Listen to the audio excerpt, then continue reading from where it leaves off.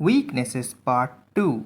तो हेलो दोस्तों, हम इस वीडियो में फिर से बात करने वाले हैं कुछ कमाल के वीकनेसेस के बारे में, जो कि होने वाले हैं बहुत ही अतरंगी हैं और बहुत ही कमाल की, जिनके बारे में शायद से तुम जानते होगे।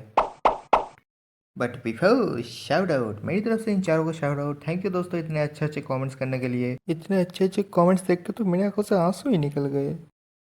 तो हमारे लिस्ट के पहले नंबर पे है रेबीज।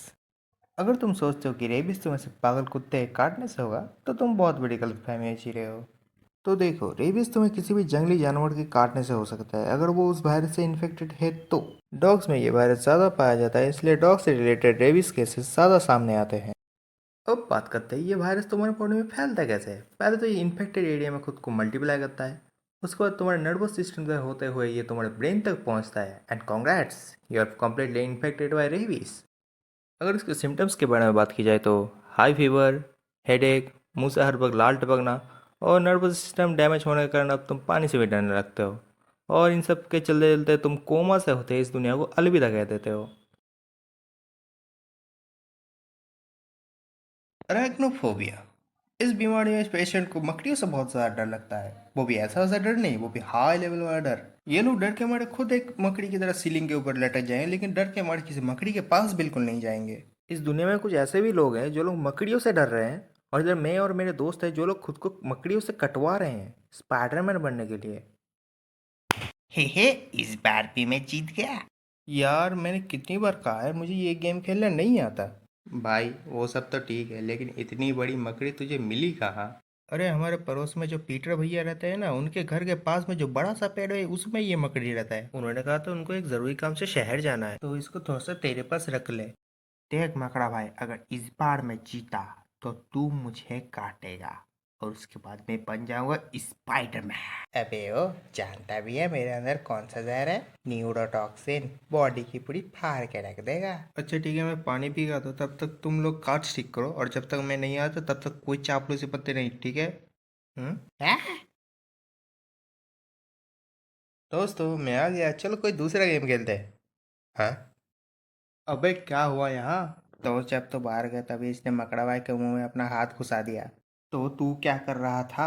अरे मैं कुछ करता उससे पहले ही अपना हाथ घुसा दिया इसने। भाई तुझे डरने की कोई जरूरत नहीं है, मैंने इसे दवाई दे दी है। ओह, तब तो ठीक है, लेकिन मैंने इस दवाई को कभी टेस्ट नहीं किया। हम्म। You didn't have to cut me off like that. Say that I could never, that we were nothing.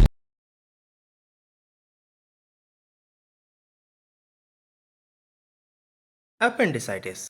Appendix हमारी बॉडी का एक छोटा सा पार्ट जो कि लार्ज इंटेस्टाइन के पहले और स्मॉल इंटेस्टाइन के एंड में होता है। अगर अपेंडिक्स के अंदर किसी तरह का इन्फेक्शन या किसी तरह का फीकल मैटर अगर अटक जाए तो अपेंडिक्स ब्लॉक हो जाता है। तो हमारी बॉडी अपेंडिक्स के इन्फेक्शन को खत्म करने के लिए उस जगह म्यूकस रिलीज करती है, लेकिन ब्लॉक होने के कारण वो म्यूकस वहां से निकल नहीं पाता, जिसकी वजह से अपेंडिक्स फूल जाता है। अपेंडिक्स फूल जाने के कारण पेशेंट को बहुत ज्यादा दर्द होता है, और अगर सही टाइम रहते अगर अपेंडिक्स को सर्जिकली रिमूव ना किया गया तो अपेंडिक्स ब्लास्ट होने का और पूरे बॉडी में इन्फेक्शन फैलने का हाई रिस्क रहता है, और जान भी जा सकती है। लिस्ट के आखिरी वाले को मैं वीकनेस बोलूँ या किसी तरह का सुपर पावर, ये तुम डिसाइड कर लो।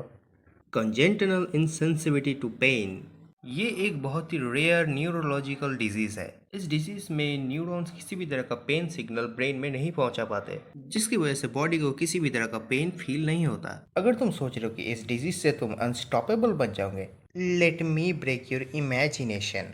बेसिकली इस डिजीज में तुम एक चलते फिरते जॉम्बी की तरह हो। जॉम्बी को तो फिर भी भूख लगती है, लेकिन तुम्हें ना लगेगी भूख ना लगेगी प्यास। तुम्हें कब किसी तरह का मेजर इंजरी हो जाए तुम्हें इसका भी पता नहीं चलेगा। एक चीज है जो कि तुम्हें एक ज़ॉम्बी से अलग बनाती है, वो है रीजनरेशन। लेकिन इस डिजीज में यही तो प्रॉब्लम है, अगर तुम्हारी बॉडी को पता ही ना चले तुम्हारा बॉडी का कौन सा पार्ट डैमेज है, तो वो रिपेयर क्या करेगा?